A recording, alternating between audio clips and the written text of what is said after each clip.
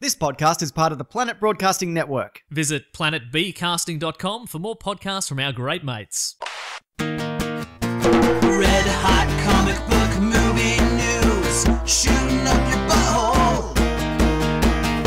The Weekly Planet, the Weekly Planet. Welcome back, everybody, to another episode of the Weekly Planet, official podcast of comicbookmovie.com, where we talk movies, comics, TV shows. My name is James, also known as Mr. Sunday. With me, as always, my co-host, Nick Mason. I've got my hearing back. Oh, good. For listeners who don't know, we took a little trip during the week. Yep. For secret podcast business. I went on a plane for the first time in a very long time. And you had a great time and everything went well. I hated it and I went deaf. I went when we landed back in Melbourne, the pressure did a thing and my hearing went, and then I was deaf, and then I went to bed deaf in terror, thinking that maybe my hearing would never come back, and then I woke up and I had hearing again. And now we can continue to podcast. Unless I lose my hearing again. Oh, yeah. I didn't realise before that day that you were terrified of flying. I hate it.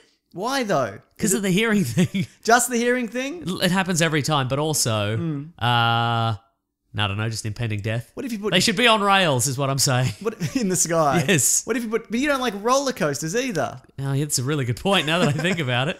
You know, if you chew gum and put it in your ears... Doesn't work. No, that's an easier way to go deaf, was what I'm saying. If that's what your ultimate goal is, yeah. Anyway, we got some stuff done. Speaking of podcast business, if I can get one piece of podcast business out of the way, this week I was on an episode of Don't You Know Who I Am? You were. Which is one of our Planet Broadcasting compatriots, Josh Earl, has a podcast where four people get together and we have to answer questions about each other. And who you are. And who we are. Yeah, no, I've heard it's great, but I haven't listened to it It's a funny, good old time. So it was myself, Greg Larson from Fancy Boy, Ben Russell, Laura Dunneman, and I either won or I lost or I came somewhere in the middle. Very good. But everybody on board is very, very funny, so everybody should probably check that out. Yes. Then I'm definitely going to listen. Look, I'll tell you how much of a good time the listeners are going to have is that I came out of it going, man, everybody's a lot funnier than I was. I didn't think I did well at all. I feel like that's not great.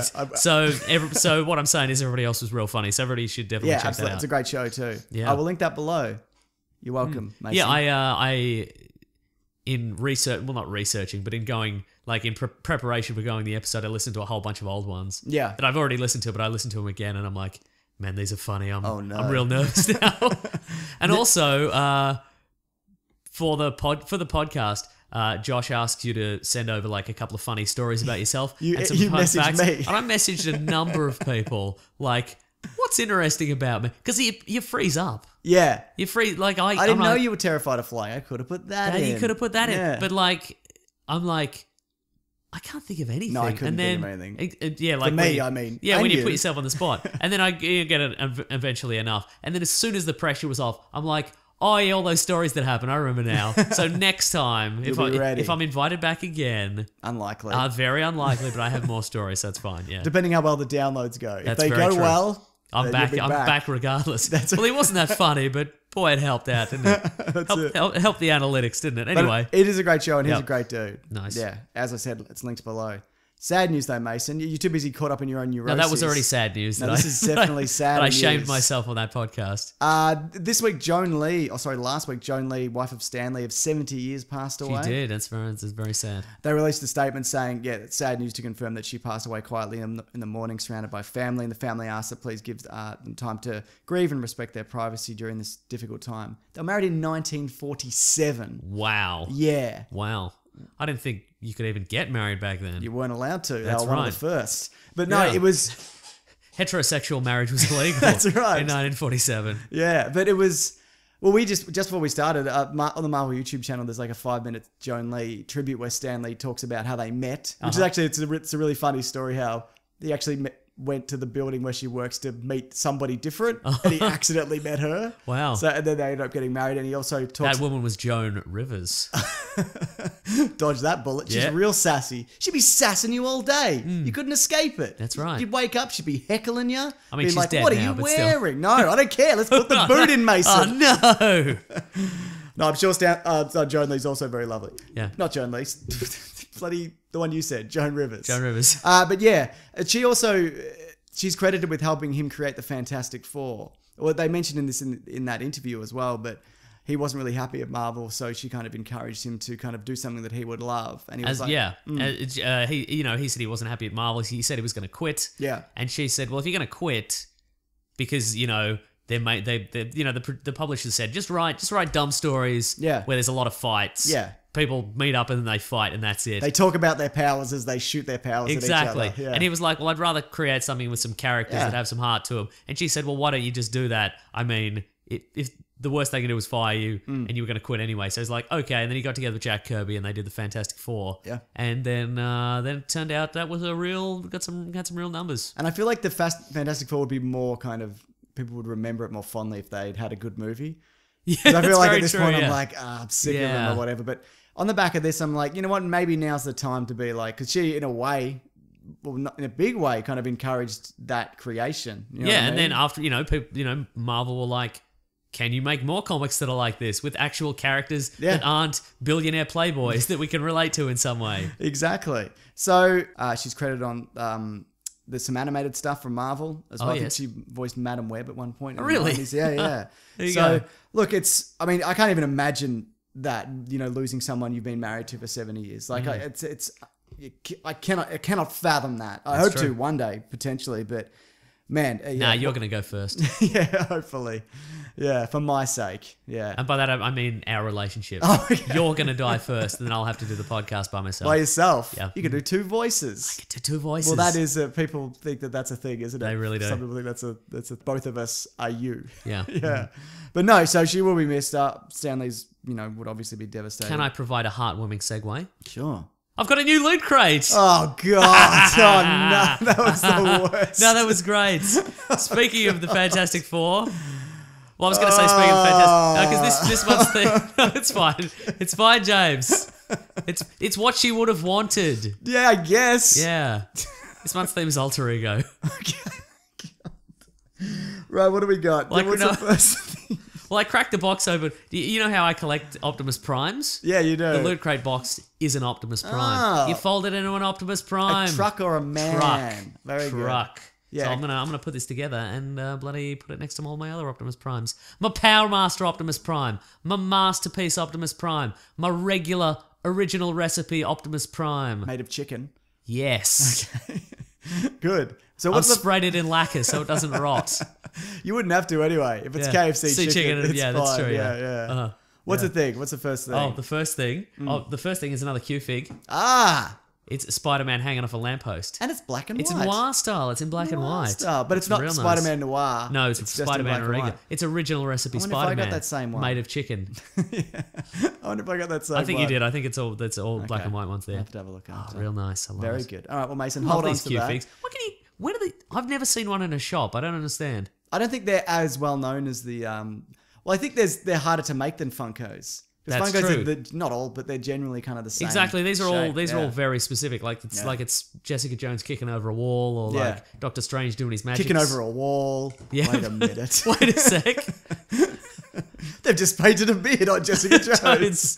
Yeah. Well, look, if you can awkwardly segue us back into this, yes. I'll bring up some tragic news, and then you handbrake turn into the loot crate. Great. I would love that. Wait, do you have more tragic news? Depends. What do you think of Jeremy Renner's bones? Do you want them intact? Jeremy Renner's bones. Yeah. I guess I'd like to collect one. Okay, sure. So you're saying when he dies, he's donating his bones to All the of biggest his bones. fans? Yeah, exactly. Is that you? Are you Jeremy Renner's biggest fan? I think so, yeah. The Bourne alter egos? What's that movie called he's in? I don't remember. He's in the Legacy. Bourne Legacy, yeah. Huh. I haven't seen it. I should. Yeah. Should you? Yes. Okay. Jeremy Renner fractured his right elbow and his left wrist in a movie, but it wasn't in Avengers. Uh-huh. Right elbow, left wrist. Yeah. Right elbow, left wrist, yeah. Was he doing the Macarena or something? Was he patting his head and rubbing his tummy? That's probably... Oh my God, you're right.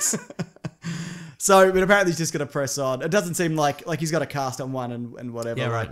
He'll be fine. Okay. A fracture's not it doesn't sound like it's a clean break or anything. That's true. Yeah. So also you can just CGI someone's head onto somebody else. It doesn't matter anymore. Use his stunt double. It's fine. Harrison Ford snapped his leg in half on Star Wars, and they dragged his old ass back to set. So That's true. Jeremy Renner's a young fit man. Yeah, exactly. So here's my question to you. Yeah. When he dies and all his bones are auctioned off to his biggest fans. Yeah. Is a broken elbow and a broken wrist worth more or less? It's not mint, is it? Well, it's not mint, but it's also rarer. Yeah, you know good what point. I mean? Yeah. Yeah. It's like one of the, there's that stamp and there's a plane on it, but the plane's upside down. They print it upside down, so now they're worth hundreds of thousands of dollars. It's like that. It's like, well, it depends how many bones he breaks on his way to the grave. That's true. Like if he gets there and it's all broken, doesn't mean. So it depends on how he dies. Yeah. So if he dies in a back of a garbage truck, shredder style, then it'll be worth less. A broken one. An intact one will be worth a lot. Yeah, absolutely, it would. So the hand that's hanging out the back, that'll be worth a lot. Oh, this is going to be very interesting. Isn't it though? I hope I live long enough to get one of his bones. Me too. Yeah, very good. More Marvel news. I'm ready. Nick Fury will return in Captain Marvel. Oh. I like that. Me too. Because he's good at kind of ushering people into things, isn't he? That's true, yeah. He's like, hey, do this thing. Yeah. And they're like, I will, or I won't, depending.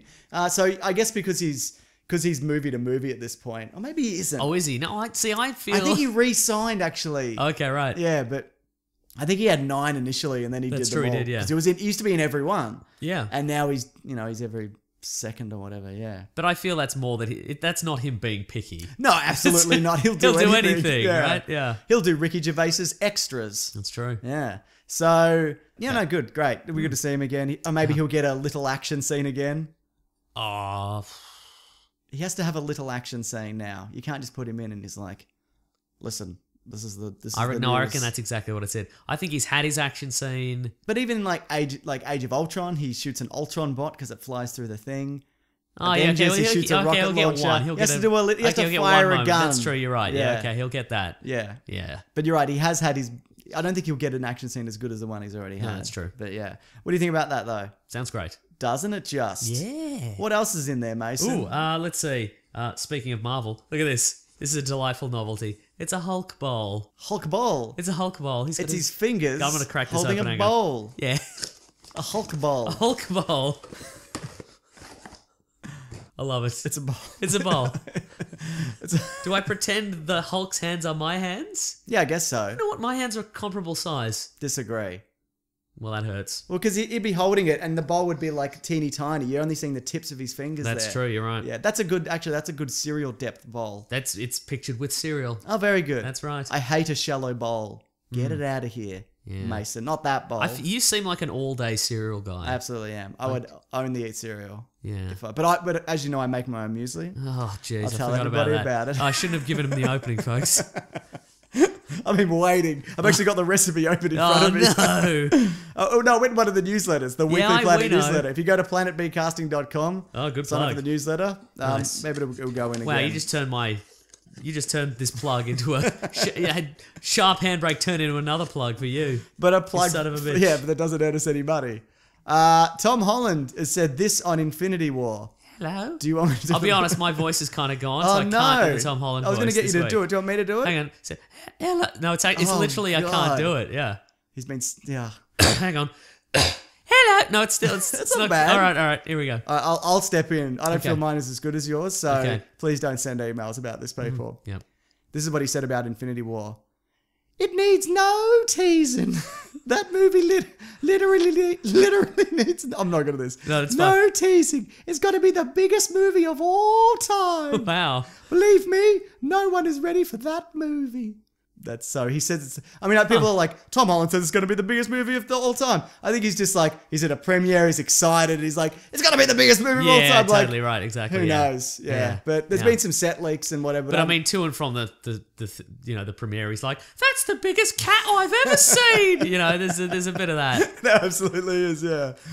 Oh, very good, yeah. But no, look, I've said there's leaked set photos that I've been avoiding. It's like, check out who's knocked out on this Avengers exactly Infinity right. War Yeah. set. I'm like, I don't want to know Check that. out whose shield's been destroyed by Thanos.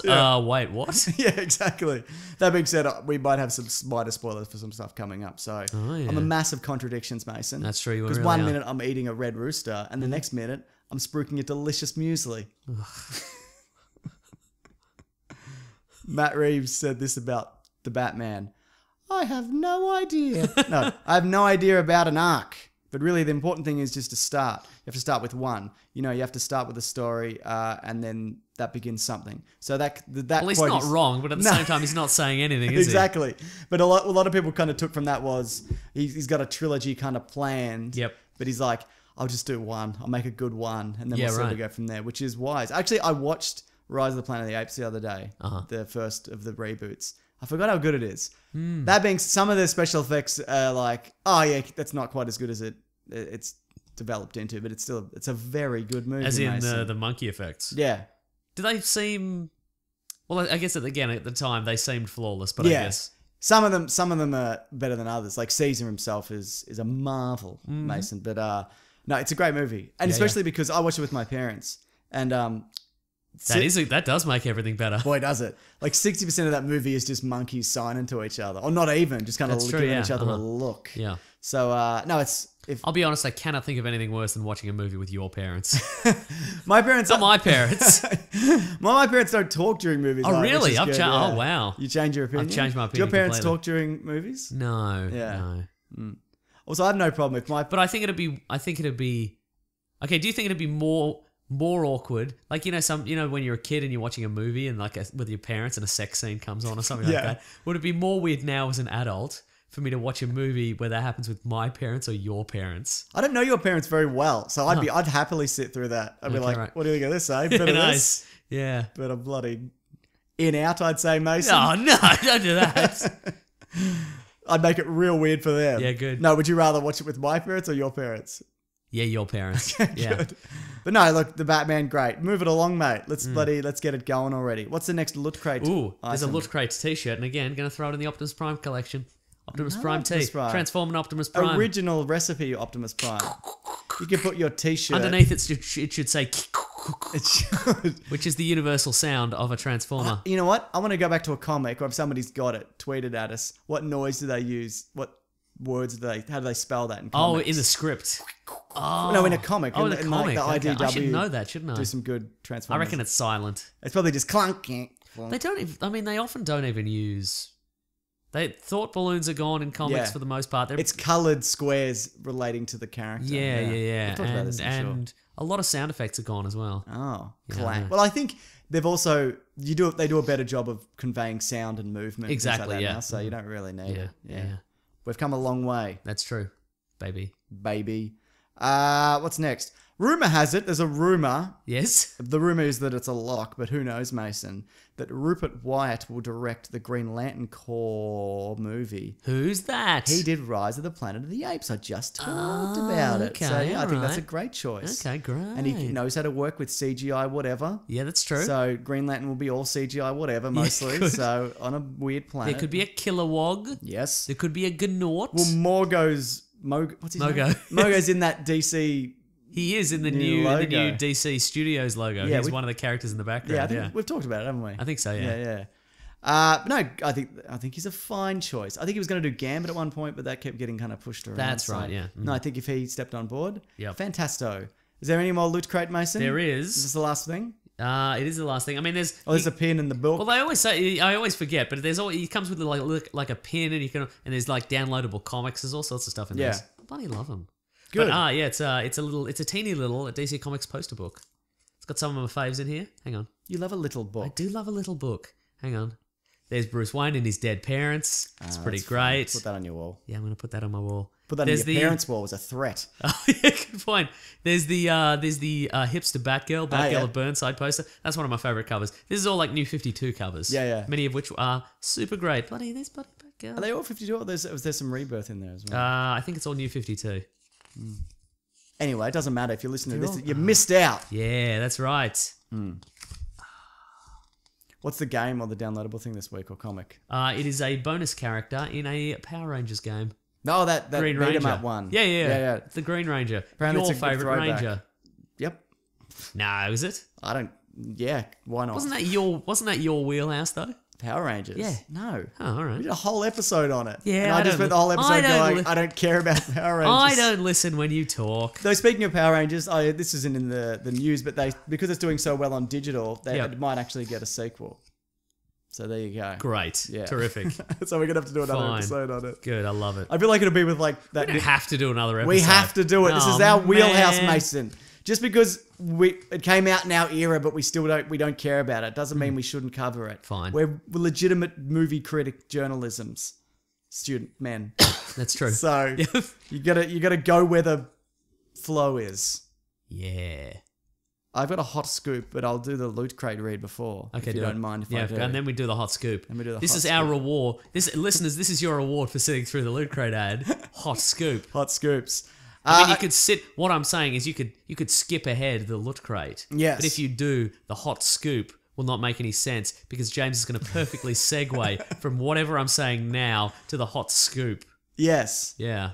So you'll be scratching your head. You'll be like, it seems like a hot scoop, but I'm not entirely sure. I've missed out on something. Yeah. Feels more of a wet slop than a hot scoop. Yeah. Okay. Are you on the quest for epic gear, housewares, and collectibles, Mason? Yeah. Probably less so because of your Hulk bowl, obviously. That's true, yeah. I mean, I've got them all at this point, but yeah. Loot Crate's the best surprise you know is coming. There's an epic range of pop culture items for less than $20 a month. With value that's like $45, I think. I can't remember. Or is it $50? I can't remember. It's not in front of me. But it's much more than what you pay for it. Mm-hmm. So they got a bunch of stuff. Help a corporation lose money. Yeah, man. They're like, this cost us $45 to manufacture, and we're giving it to them for $20. But we've said we'd do it, so we can't not do it. We're in a bind. Oh no. There's a number of ones you can choose from. You don't. I lost my house. There's Loot Gaming. I Yep. like the traditional Loot Crate the too. most. That's probably my favorite. But there's also Loot Crate DX, which is the super fancy fancy one, one. which we get the occasional one. Yeah. Loot Pets, never gotten it. Don't know. Sure, it's lovely. It's all right. The dog's asleep. That's right. The dog doesn't know you've betrayed her. We put the dog on the plane, so she's deaf as well. Yeah, So, that's true. Yeah. Now next month's is animation. And the offer Ooh. expires. Sorry, this month's offer expires July 19th. In July's crate, you'll find items for Teenage Mutant Ninja Turtles, Bob's Burgers. That's good, right? Yeah, it's great. I've never seen it. a good one. Yeah. Futurama Yeah, nice. and Rick and Morty. Very good. Which will be back in July, actually. Back so soon. I think it was a figurine or a statue for Rick and Morty. I remember hearing that. I don't know that for a fact. If that's what you're banking on, maybe look it up before you. Sure, right, yeah. So yeah. One lucky subscriber will also win the Mega Crate, which has a whole bunch of cool stuff in it. Previously, it's had like gaming consoles and yeah, sometimes gold, it's just, gold sometimes just a bullion. PS4 in Yeah, there. that's right, exactly. Pile of gold. That's it. You have until 19th, as I said, the 19th at 9 p.m. Pacific to subscribe to receive that month's crate. And then when the cutoff happens, you don't get it anymore. that's right. Uh-huh. If you go to lootcrate.com/weeklyplanet and enter promo code weeklyplanet, all one word, you get $3 off any new subscription. Nice. So that's lootcrate.com/weeklyplanet, code weeklyplanet. Now you have to segue into the hot scoop. Loot Crate, more like Han Solo film. Nice. Good. You happy with that? Are you in the scoop yet? Because it seems like you're just still doing the ad. That's how seamlessly you've done that. Okay, we've been rolling the dice on some hot scoops lately. Yes, we have. We're 50-50. Yeah. The one we said last week may not be true about the James Gunn, or the week before about the Howard the Duck, but Yeah, right. there was some Han Solo stuff that was true. Well, hang on. Didn't James Gunn definitely say he's not doing He that? said it's not happening. Okay, yeah. right. But who knows, Mason? Yeah. Even if it never comes out, I'm always going to think, yeah, but maybe it was in development. They decided not to do That's it. very not true, on the yeah. back of this lie or hot scoop. Yes, just because that's right. I'm sure they've got like 50 things that they're thinking of Yeah, doing. they're all on the whiteboard. Yeah. They're all on the Hollywood whiteboard. I'd imagine any character that's kind of slightly prominent is being Yeah. developed in some way. Yeah. I reckon they just do like, I'm sure they do that, you know, in movies they have like that little, sometimes during movie testing they've got a little switch. Yeah. And it's like yes or no. Right, And right. throughout the movie when things happen, people turn the switch to yes or no. Yes. I imagine that they've got all that data and like they go, all right, you know, 90% of people turn the switch to left to yes when Howard the Duck appeared. So he goes up in the rankings Yeah, of stuff yeah. we're probably going to produce kind of thing. Absolutely. Yeah. I reckon it's like one of those things where there's a whole lot of glass tubes with like beans in them and they fill them up. There's just a guy filling them with beans. With beans. Yeah. Or M&Ms maybe. Or M&Ms, yeah. And then Kevin Feige has an M&M eating competition with the producer and director of the next film. And you'd think two people could defeat Kevin Feige in an M&M eating competition, but he's good. He's very good. Yeah. This is from Joe. So hot scoop or lie? Who knows? Now, is this is a new hot scoop deliverer? Yes. He's delivering a new hot scoop. That's for us. right. So he's got no pedigree. He's this untested. Guy. He's untested. Okay, right. Yeah. Also, it's about the Han Solo movie, so anything could be changed for this. That's true, yeah. So we can never prove this wrong or right. That's very true. My film studies teacher at college has a friend who worked as an extra on Han Solo. He said that the set was like a fish market, and Alden Ehrenreich and Amelia Clark were running through the market chased by stormtroopers and a massive stormtrooper dog. They dressed up. Yes. They dressed up a fucking Doberman in stormtrooper armor. Sounds mad, TBH. Keep up the good work. So yeah, I would love to see that. Me too. Or would I? Yeah, right. I can't imagine that would look any good. I thought for a second there he said it was like a fish market, and I'm like, is that a metaphor? Right. For what? I don't know, like a bad, right. stinky old workplace. Yeah. Like, man, like everybody's like, man, I did a day's work on that Han Solo movie. It was a real fish market over there, mate. You know what I mean? It was a real Doberman in stormtrooper That's armor, right. if you know what I mean. Yeah. Yeah, cool. I mean, it seems like if Lord and Miller were doing weird stuff, yeah, maybe. Yeah. Yeah. It's weird, though, that there are dogs in the Star Wars universe, right. I guess. Though there is one in the Caravan of Courage movie. They fight like a big dog in the woods. Yeah, right, okay. Yeah. I mean, it could be They're not canon, though. It could be a dog like alien. It could be a dog. They put it in stormtrooper armor, and then they're going to CGI something some else. sort of in it. alien creature. Yeah, good point, actually. Yeah. Yeah, you're right. Yeah. But a dog's an easy model, and you can train it. Yeah. Kind of thing. To do a dog thing. Yeah. Also, that also seems like something, unless there's a pivotal action sequence where Han Solo, like, brawls with a dog, like wrestles on the ground with a dog, that seems very easily like something they could cut out. Yeah, They absolutely, yeah. They could just, they add it in with CGI and then they could just take Just it out. wipe it out, yeah. If people turn that switch to no. Yeah. No, I want to see a dumb stormtrooper dog. Yeah, me too. Yeah, absolutely. Bangs its head on its kennel on the way in. Yes. Clunk.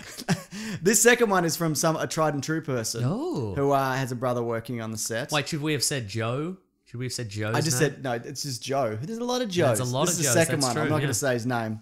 Uh-huh. His brother's been working on Han Solo. So he's had some stuff right multiple times. Hello, all right, So, here we go. He described one of the issues being on set that he was pretty much sealed in a set for the day in a big glass circular set with lots of glass tubes, maybe with M&Ms in them. So an M&M eating competition. Right. A 360-degree set with loads of with a load of projection of landscapes out the window. Despite being sealed in all day, he described it as the most beautiful set he'd ever been on. Ooh. Anyways, inside of one of the glass tubes is potential spoilers for this. It's not a massive spoiler. Okay. But I'll put a timestamp in. Okay, right. Inside one of the glass tubes is Boba Fett's helmet. This may be a spoiler or an Easter egg, primed for big old yellow arrows and things you've missed. I should also point out that my brother is a bit dense when it comes to popular culture. He once confused Channing Tatum with Jennifer Lawrence. Sure, right, okay. How's this guy work in movies? Well, Channing could be a girl's name. Yeah, I guess it could. Stockard Channing. Stockard Channing. Yeah, okay, fair enough. But the set he worked on sounds like Camino. Okay. You know Camino from the Attack of the Clones? Yes, the okay. cloning planet. Oh, sure. Yeah, which explains the Boba Fett thing. Oh, yeah, okay, that makes sense. Would you want to revisit this weird planet? Wasn't it just water? It was water and glass tubes. Then, yeah, definitely. That was an all CGI kind of world. It was just Ewan McGregor walking down a green screen corridor talking to a tennis ball. So if they've made that, I'd be I'd be really interested to see like a physical version of that. Yeah, you? Okay. Yeah, sure. Yeah, except... Oh, well, hang on. Hang on, right. everybody. Except if the premise is that Han Solo gains the eternal enmity of Boba Fett like he has to go to Camino for something. Yeah. And then he encounters an older, like a post Attack of the Clones Boba Fett, and then they butt heads. And then Boba Fett's like, I'll get you next time, Han Solo. One day I'll get you, won't I? Yeah. That would suck. That would suck. I feel. Because, again, not everybody has to have that destiny, and not everybody has to have this complicated backstory and past together. Disagree. Okay, then, good. Do you think the Han Solo movie is in total flux. That's true. Anything could be true. Anything could be true or not. But do you think either of those sound viable? Yeah. Okay, then. I'm not saying any of them are good, but I'm saying viable. Yeah, viable. And again, Disney's got enough money that they could literally film and they could build sets and film stuff that they have absolutely no intention of putting in the film. Yeah, Absolutely, yeah. Just in case, or just to throw people off the scent. Yep. Yeah. And then they had to reshoot the whole thing and all the money went down the toilet. Yeah. No, great. Good stuff, Mason. Well, we've got to get on to the main thing we're talking about this week. Okay. It's been a big week for Spider-Man movies because there was one.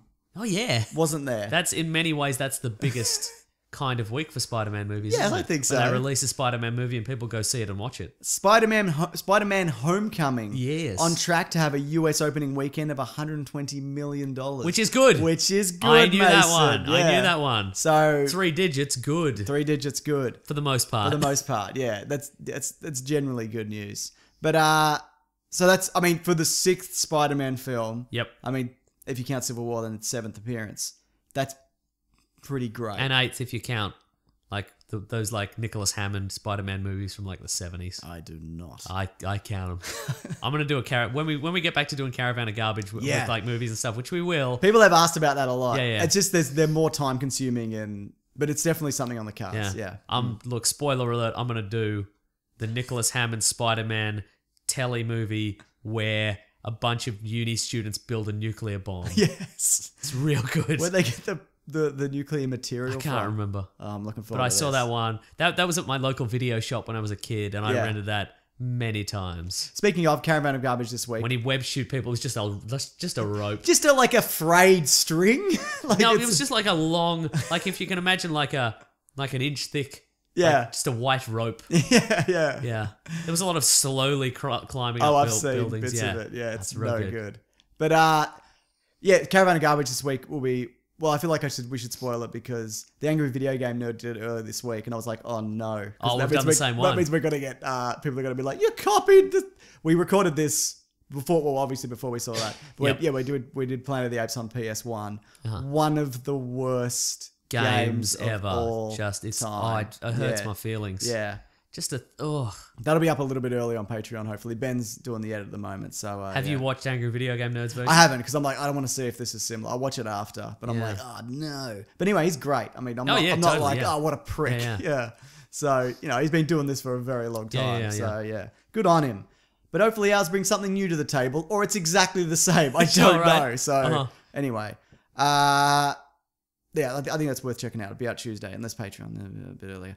Okay, so Spider-Man's back. We're going to do non-spoilers, then spoilers. Aren't we, Mason? Yeah, we are. Yeah, so we're going to start with the usual thing where you tell us what you think the story was of Spider-Man's Homecoming. You even gave me a little more lead up there. I did. Like you spread it out, and I just felt this sense of dread. Yeah. Because I'm like, oh no, it's coming, but maybe he'll segue into something else. Was it the sense of dread like you're slowly going deaf on a plane? Yes. Okay, so...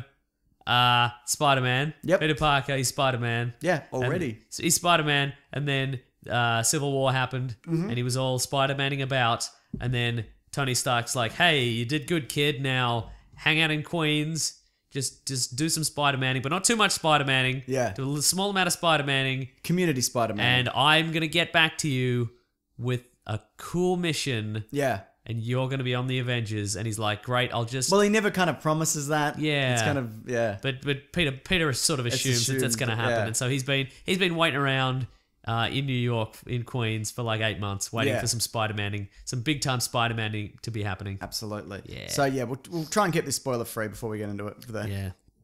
But if you haven't seen it, probably don't listen to this at all. Oh, yeah, sure, right. As has been pointed out, we're not good at not spoiling things. That's true. But we are good at spoiling things. Correct. Yeah. So that's what you're here for. Did you like it? Yeah, I did. Did you like it a lot? I did like it a lot. Did you think it was the best Spider-Man movie committed to film? Yes, except for the one from the 70s, the telly movie one. Disagree. You know what? The new Spider-Man costume does share a lot of elements with the one from... Which back one? in the Like day. his original one? Yeah. Like the one, his homemade one? No, I meant the one from the 70s. Because It's got the external web shooters. It's No, got... I get you mean, but the one, because he has two in the movie. yeah. You've seen the trailers. The Civil War one. Civil War one. Okay, Yeah, right. yeah. Yeah, fair enough. Yeah. Well, Yeah. maybe they took little bits of bloody maybe, cues from it. Yeah. Okay, fair enough. What about this movie did you love in particular compared to all the other Spider-Man movies? It's fun. Isn't it? Yeah. And I know people are like, why does everything have to be jokes and fun? I wouldn't say, this isn't like a joke a minute. Yeah, sure. It's more like a fun vibe. Yeah, it's Would got you a fun agree with vibe. that? It's got the vibe. Yeah. And I think it did a really good job of representing a high school. Like, even though Yeah. I haven't been to school in a very long time, Uh-huh. this felt more like high school as I remember it, as opposed to the original Spider-Man, which I watched the other day. Yeah. Doesn't hold up super well. Sure, right. Comparatively. Uh-huh. It's very dour. I know you bring Yeah, that up a it's lot. that's true. I meant to watch 2 as well because I wanted to see how Uh-huh. it stack up. But that movie, look, it did a lot for comic book movies and movies in general. Sure. But I wouldn't go that far, but all right. I think so. But I think if What that, did it do for movies as a whole? like Blockbuster Summers? Oh, it right, kicked fine. it up a gear. All right, man. fine, okay. It had a huge opening. Sure. Yeah, and also I thought you were going to say something like Judi Dench took a lot of her performance cues from Tobey Maguire. That's right, yeah. And then she won that Oscar. for Philomena. Hmm. But I think you like comparing the two, and obviously this is built off the back of that and what works and what doesn't. This is leagues ahead. Yeah, totally. Yeah, if you compare them simply as 2 movies, not as in the time that they came out. right. Yeah. Would you ever go back and watch that one, or you're No. like, I'm done forever? Yeah, I'm done. There's good stuff in it. Like Willem Dafoe's great. He's That's true, he's a yeah. really good Green Goblin. Yep. There's J. Jonah Jameson, obviously. Oh, of course, yeah. Yeah. Uh-huh. But yeah, I just thought this one was just kind of next Yeah, level. it's a good high school. Yes. And it isn't, it isn't the popular kids and the jocks Yeah. and somebody getting thrown into a locker or whatever. I mean, there's a little bit of, but it seems more realistic, yeah. I did an Easter egg video, Mason. I'll link it below. It's very extensive, if you don't mind me all right. saying so. I think it's worth checking out. We get it. You notice things. I notice some You notice things. things that other people miss. That's right. Yeah. But what I really kind of liked, and I know that version of Flash Thompson isn't like your traditional Flash Thompson bully. Uh-huh. The version we've got is he's kind of an Indian kid, and he's rich, Yeah, and he's uh-huh. just a prick. But I Yeah. remember from school was a lot of the bullies and the mean kids weren't like giant hulking menaces. That's they were true. just some dick. You know what I Yeah, mean? Just like absolutely some true, kid yeah. who went to your school who just thought he was better than everyone else, who was just a complete fuckwit. That's true. That's yeah. what I remember. So that is yeah. it's very realistic in that sense. Yeah. Do you think that sort of rules out him becoming Venom? Yes. Yeah, it definitely does. doesn't it? 100%. Yeah. Yeah, and he's good in that particular Uh-huh. role, but no.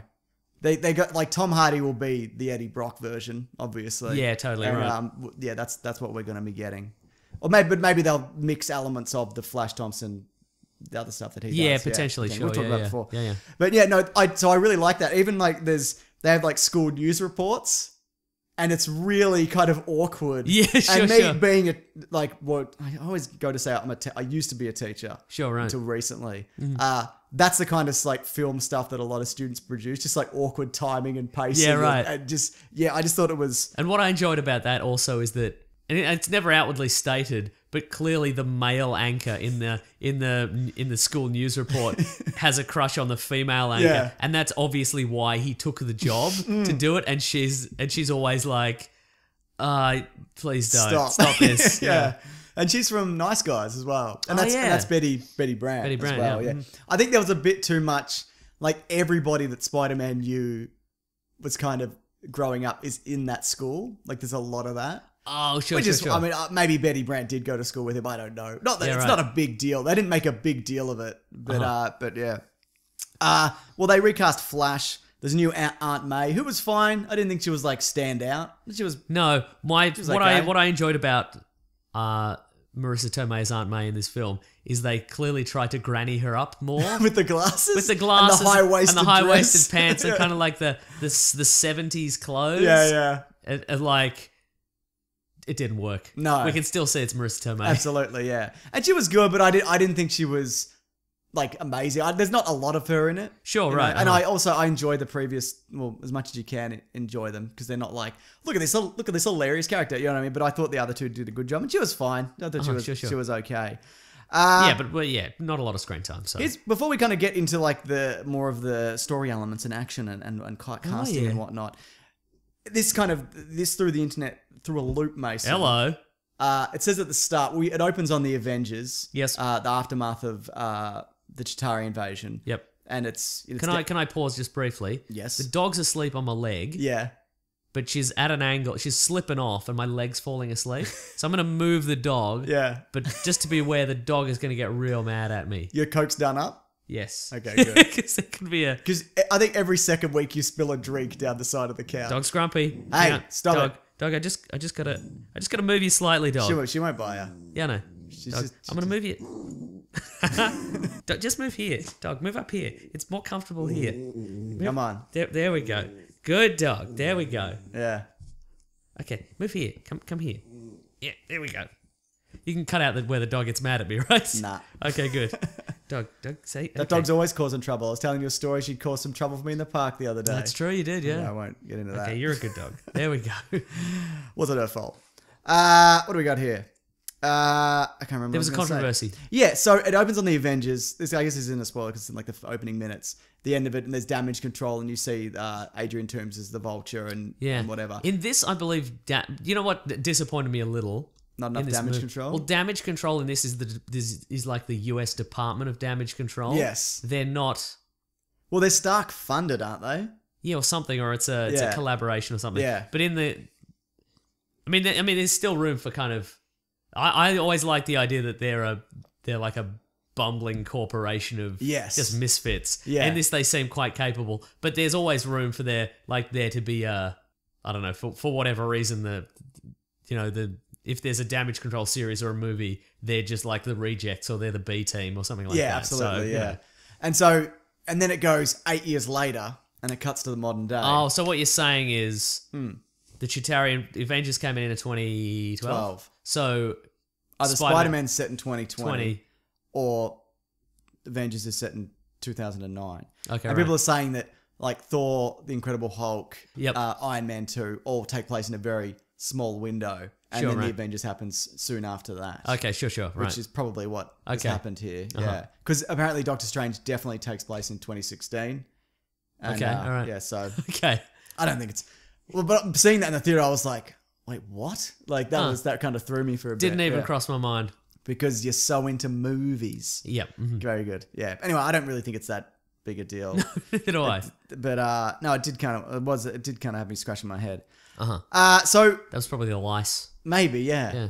Peter Parker. We got a new Peter Parker. We've seen him before though. Mm-hmm. What do you think of Tom Holland? He's actually 21. He's older than I thought, which also means you better crank these sequels out. Like get him going, because he's not going to look like that for long. Yeah. What do you think? Good fun. Do you think he's the best representation we've had? Yeah. Even the 70s one? Yes. Even Japanese absolutely. Yeah, even the Japanese one. Okay. Yeah. Okay. All those enough. things. Yeah. No. I think he looks and acts kind of like a kid. Andrew Garfield. I think we're the same age. So when he was Spider-Man, I'm like, this is weird. Yeah. Because like he's still in high school.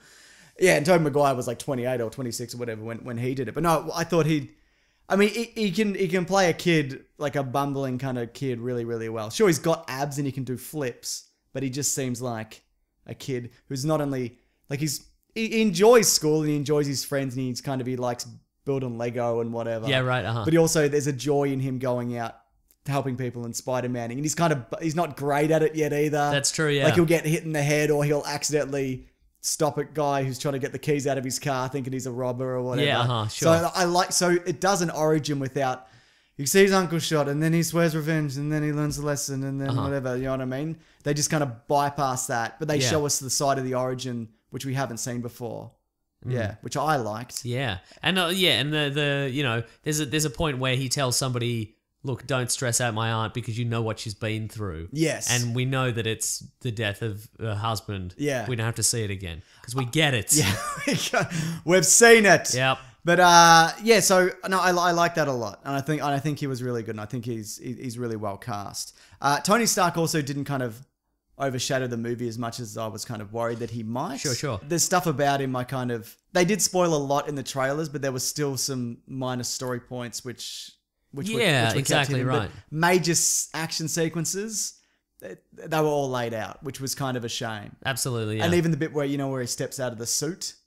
On the rooftop. I guess that's probably more spoilers. I'll save that for later. But yeah, that would have been a better kind of... It would have been a more shocking moment if I hadn't seen it in the trailer. Yeah, totally. If you know what I mean. But what about villains, Mason? There was a lot of them, but it didn't feel like there's a lot of villains in this and it's bogging this down. That's true. There's two Shockers. Yes. There's the Tinkerer. Yep. And there's the Vulture.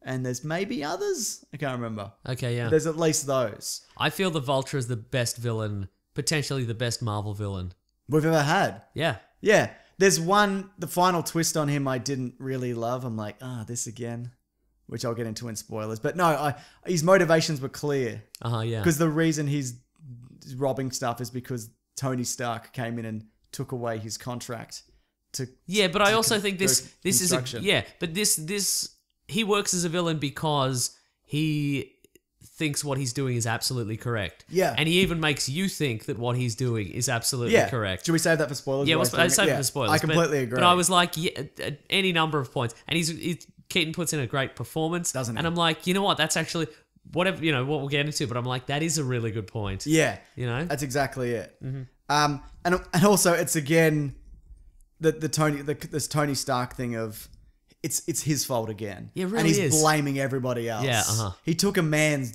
job and a whole lot of people's jobs away from an incident which he had a hand in. Sure, right. And I know he's trying to do the right thing, but he's taking money away from people. Yeah, right. So he kind of deserves it. Yeah. And then he's like, Spider-Man, this is above your pay grade or whatever. Stay out of it. But he's not really doing anything about it. Yeah, sure. He's not really hands-on. You've got automated Iron Man suits. You could probably do this yourself, right? From the shower if you wanted to. You know what I mean? But hey, yeah. But no, what I also liked about the Vulture is he's just a guy.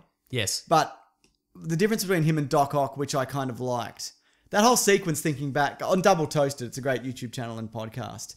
That Martin, one of the guys on there, does this whole rant. Not as good as yours and mine, though. Correct. It might be better, but it probably is. But he has there's like this 26-minute Spider-Man 2 rant about how dumb Spider-Man 2 is. Okay. And one of the things is, and I've said this before as well, the Octopus Man, Doc Ock. Yes. Like he gathers everybody into a room and he's like, I'm going to create this sun. And sure, don't worry, everybody, because I'm using these octopus arms. They're going to drill into my spine, and then that's going to control it. And nobody went, excuse me, that's amazing. That in itself is an amazing advancement. Yeah, that's true. Like if you're paraplegic, if you've lost limbs, you know what I mean? Like that is some next level shit. Yeah, exactly right. And nobody says anything about it. And then somebody out of nowhere goes, excuse me, isn't there a chance that the artificial intelligence will override your brain?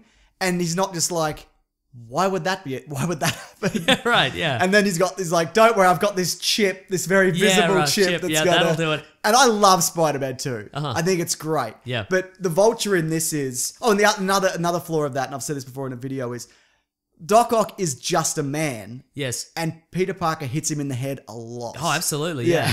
There's no point where he gets, he also ingests the goblin formula and now he's indestructible or what have you. He's just a sort of a late middle-aged, kind of overweight man. Yeah, that's right. Like that's the whole thing. Yeah, like speaking of the octopus arms, like they are.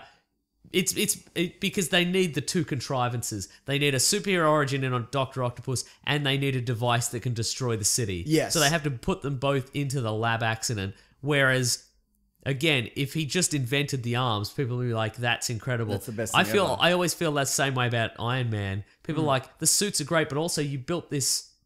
You built Jarvis, who's a completely autonomous artificial intelligence. Before. Yeah. Yeah.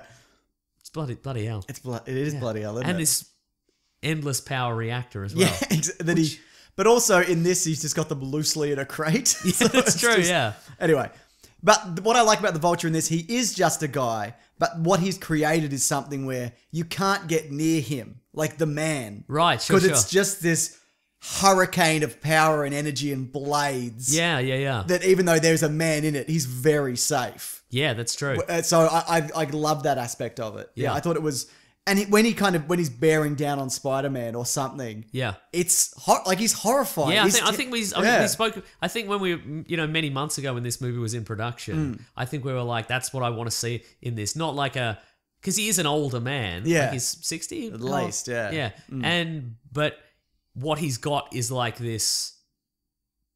Yeah, this gigantic big bird. I don't know. But it's like this, this...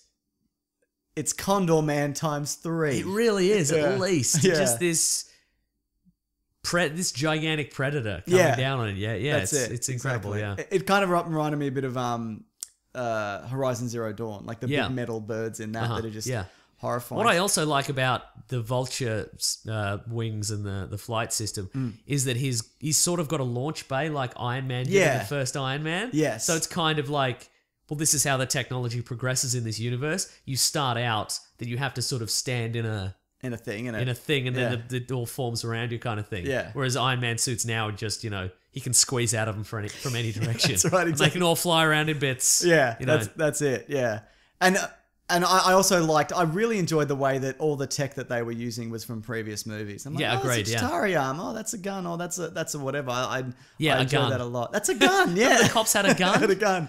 Like even like the Shocker's gauntlets. Yeah. Crossbones' concussion gloves. from right. Civil Okay. War. Sure. Right. So it's like they're tweaked. So there's little things like that which I really liked. The action in this I liked a lot, but again, it's stuff that we saw. We saw the bit with the Lincoln Monument. Yep. We kind of know how they saved. No, see, that's the thing. I did not know that. You hadn't seen that in the trailers because it's in all the trailers. I mean, yes, but I don't know. But we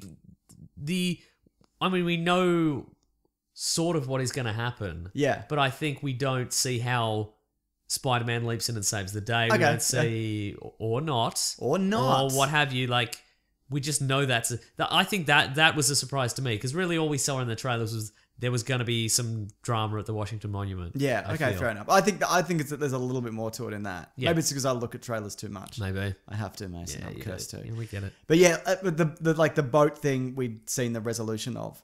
Yeah, and even we knew kind of where the final showdown was happening. That being said, being in the theater and watching it, I wasn't like, "Yep, get through it." I was 100% on board. Yeah, because there's a lot of kind of like, this guy does not know what he's doing. Like he's not ready for this. Like he's not prepared for this. Yeah. So it does have that sense of tension. He's not in control, but he thinks he is. He thinks he's got a handle on it. But yeah, right. But even and I said this in my review, there's bits where, well, like when he goes to stop the bank robbers, you see him, he walks in and he contemplates how he's going to stand. Yeah, that's and true. And what he's going to say. And he's and I like that where he's getting his kind of persona. Yeah, because developing it as exactly because he's looked towards all the other heroes and he's like, well, what would Captain America do or what would Iron Man do, kind of thing, and he kind of has to.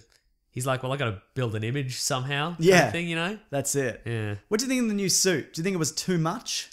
Yes, I do, but I think probably in the next one he's going to get a downgrade. Right. I reckon the new suit. Well, we'll talk about the new spoilers. Yeah. I think the point of it though was that it is too much.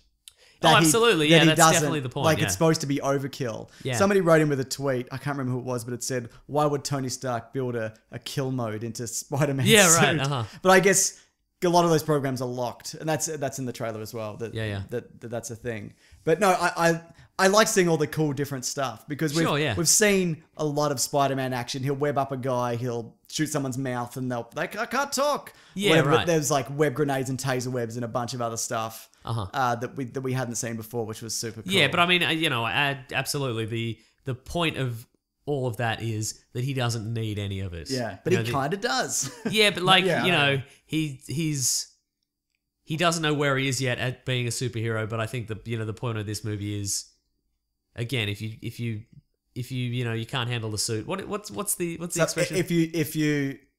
If you need the suit, then you're not worthy. You're not ready to do it. Yeah. But there's even a moment where they're having a conversation about it, and Spider-Man to Iron Man is like, "I'm ready for this." I fought Captain America, and Iron Man's like, "He could have killed you." Yeah, if he wanted to. But he chose not to. Yeah, right. Yeah, which I thought was cool. I don't know. I think maybe we should move into spoilers. Let's do it. I don't want to say best movie ever. Absolutely. Had a really good time. I might even go back. We meant to, and both if I had more friends. Yeah, go back. We missed that screening for separate reasons. Yes. Actually, I got to email Michael about that. I'm so sorry. If you're listening, Michael, it was Mason's fault. No, it wasn't actually. But let's talk about it in terms of recent films. Okay. Okay. How did it compare to Doctor Strange? Better than Doctor Strange. Agreed. How did it compare to Ant-Man? I think it was better than Ant-Man. Agreed. How did it compare to Civil War? I liked Civil War more, I think. Yeah, just because Civil War had more... more civility to it, didn't it? Yeah. No, but I think it had more new characters, and I like that. I like that we got the introduction of Black Panther. I think the action... So, you know what? I liked Civil War because it had... it really built on the characters and the fact that you could tell, you know, each character had their own. Each character has. Since we've seen all these movies, we know how each character moves and fights and acts. Yeah. And kind of, and I think that those things were all really, really accurate, and they all worked really well together. Okay, fair enough. You know what I'm saying? Civil War. Yeah, what you're there was a saying? bit of a civil war to the whole fair enough. situation. I think it's weird because like Civil War's was kind of out of my consciousness because it feels like a while ago. Yeah, right. No, I remember coming out of being like, that's amazing, but now I'm like, I won't watch that for a very long time. Okay. You know, so I don't know. It's hard. I don't know if I can compare them. I think they're on par. Yeah. Okay. Fair They're enough. both. Ooh, yeah, I think they're a lot of fun. Different, Mason. They're different, similar but different. Similar but different. Okay. And compared to the other Spider-Man films, you think it's obviously better. Much better. Okay. Best movie ever? Yes. Spoilers? Yes. Vulture. Motivations. You wanted to talk about it. What a twist. What are he doing? What a twist. You like that? But that's the thing. He was like, you know, he speaks to Spider-Man and he says, "Listen, all those guys up there, they don't care about you. They're rich. They want to, you know, what have you. And you should be with us because you're one of the little guys," kind of thing. And he's not wrong. He's not wrong. It's a very convincing argument. I guess if he wasn't hurting people. Well, yeah, I mean, really obviously the difference is he's selling these weapons to people. Yeah. And they're robbing banks and they're what have you. Yeah. But again, banks are insured, man. So aren't they? You know, but they're shooting up delis by accident. Yeah, or that's whatever. true. Yeah, you're like right. you give one to the wrong person, and you know it's all over. But no, I thought that was a very compelling argument. What I didn't like, one thing I really didn't like about this was that he turned out to be Liz Allen's father. You didn't like that? No, because we've seen it before. Have we? Where? Where look, this did the. You mean with the Green Goblin? Yeah, and this Okay, did the best version of Spider-Man being discovered. Right. Like sure, it wasn't sure. like an obvious thing where, you know, in the first Spider-Man, having just watched it, he's got the scratch on his arm and Willem Dafoe's like, oh my God, it's the guy, it's the same guy. But this, they're sitting in the car and you see him piecing it together. Yeah, and right. And then he's like probing, he's asking questions, and Peter Parker's just sweating in the back. Yeah. Yeah, like, but He's such a dad asking probing questions. Yeah. No, but I thought that was, no, I liked that particular scene, but I'm like, oh, this again, really? But I think it did it better than the other movies. Right, have done right. it. Yeah. Okay. That's my opinion, Mason. Okay, I liked it. But you know, there's a lot of like, my girlfriend's dad found out I'm Spider-Man. Or that was in like The Amazing Spider-Man or whatever. I guess it was once. Oh, sure, yeah. But at the same time, I also... So if we can follow on to the end point, you didn't like the idea that once the Vulture was in prison... No, I liked... Somebody asked, you know... I like that. I didn't think he needed to be... Like, it was just that he happened to be Liz's dad. Like, what are the chances? But... Yeah, well, that's true. I think everything built around it, like him going into jail at the end and then deciding not to rat him out. I thought that was good. I liked, yeah. And I also love the fact that he was, when they're going to homecoming dance, Liz gets out of the car and closes the door, and the Vulture's like, you saved my daughter's life and I owe you for that, so I'm not going to kill you. Yeah. But if you get back into this, I am going to kill you. Yeah. I thought that was interesting. Absolutely. Yeah. Yeah, I agree, Mason. Good. And then he saved him at the end. He did. Yeah. Because there were too many arc reactors. It's true. He has a lot of arc reactors, doesn't Yeah, he? well, he's got a lot of Iron Man bots now, I guess. Yeah, I guess he does, yeah. Or he blew them up, and that's why he has arc reactors. I don't know. I don't know. Yeah. Happy Also, with it's interesting that Pepper Potts is back. Yeah. Despite the fact that they broke up because he wouldn't stop making Iron Man suits. Or he blew them all up. I can't remember why they were. No, because he was paranoid or something. What was it? Civil War reason? Okay, no. So in Iron Man 3, at the end of Iron Man 3, he blows up all his Iron Man suits because Pepper's like he'd spent it to because he had PTSD, so he kept staying in his lab making Iron Man suits, and then he got over PTSD because that's just what happens. You just get over it. It's fine. And then Pepper's like, then he's like, I'm gonna prove I'm all about this and not being Iron Man, so I'm gonna blow up all my suits and I'm gonna get surgery in China or whatever. Yeah. And then I'm not gonna be Iron Man anymore. Long live the Chinese government. And then in Civil War, Captain America's like, where's Pepper? And he's like, she broke up with me because I kept making Iron Man suits.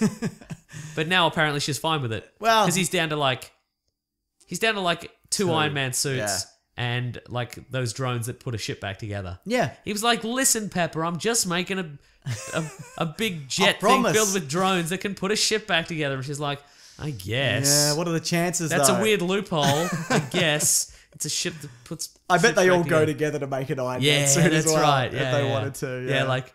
There's probably a scene they cut out where it turns into an Iron Man suit behind her back. And then she turns around and it breaks up into drones again. Behind her, yeah. What I did like about... So there's a couple of moments where they... Iron Man rescues Peter Parker. Yeah, There's one where the Vulture drops him out of the sky. Yes. And his parachute activates and he hits the water. And then he's like, thanks for coming and rescue me. I really appreciate it. He's like, I'm not here. It's an empty suit. I'm in an Indian wedding. Yeah. And then later, he's like, well, you're not even here for this man when he saves him at the ferry. Shut up. You don't even know what you're talking about. And he steps out of it. Yeah, right. Like, I think that would have been a great moment if I'd not have seen that. That's like, true, oh yeah. shit, he really turned up for this. Yeah. Because he heavily implies, well, he tells him outright that I don't care about you enough to keep close tabs on anything you're doing. But that's not the case. He's been following him very strictly. That's true. Yeah. Side note, I'm pretty sure Robert Downey Jr. just wears his own clothes in these movies now. Why do you say that? It's just, it says #1 actor. Yeah, it does. That's true. Yeah. Yeah. I won an Oscar for Chaplin, it says. No, it's just because he looks exactly the same whether he's in the movie or like on the red carpet. It's just the beard. They're the same clothes. No, it's definitely the same clothes. Yeah? Yeah. You don't think but he just has to grow the beard. That's he just has to grow the beard, yeah. Or maybe they just CGI'd on him. Yeah, now. it doesn't matter anymore. It doesn't matter, yeah. Yeah. But I think it was a good use of him though, in general. Yeah, it wasn't too much. No. Yeah. It's definitely not an Iron Man movie. No, that's true. Mm. But I also, you know what, one trope that this movie had that I didn't really care for? Do you mean rope? Because of all the ropes? It's because of the Spider-Man ropes. Yeah. Yeah, exactly. All of his ropes that he shoots out. Yeah, sure. What I didn't like was that, and I understand that Happy's kind of an idiot. Yeah. That's kind of his bit. But I didn't like the fact that it was a situation where the adults don't believe the kids. Yes. In a teen movie. Yeah, fair enough. They could have found a different way because there's this arms dealing ring in Queens and in the US, and like they're building super weapons that they can blow up a city. Clearly, And dangerous. Happy Hogan gets a call from Peter's friend who's like, there's a problem, and he's like, nope, goodbye. Yeah. Like, even if that character is an idiot, I don't buy that. No. But, I guess it's fine. Yeah, I get. Oh yeah, because it has to be Spider-Man. Yeah, that that's saves true. it. Yeah. Yeah. I also don't feel like Tony Stark was not across that. He's like, no, I sent FBI guys. It's not enough. Exactly. It's not. I was just about to say that. It's definitely not enough, especially once they've got. Like, he knows they've got alien super weapons. Yeah. If you send in 3 or 4 FBI guys, it's not enough. No. And I guess what would have happened there. You send in S.H.I.E.L.D. Send in S.H.I.E.L.D., yeah. Yeah. If whatever S.H.I.E.L.D. are doing at the moment. Whatever they're doing, exactly, right? Yeah, but I guess maybe they were just going to watch the arms deal and not interfere. Like, they didn't plan on the ship getting cut in half. Like, that was never a goal, but hey. Yeah.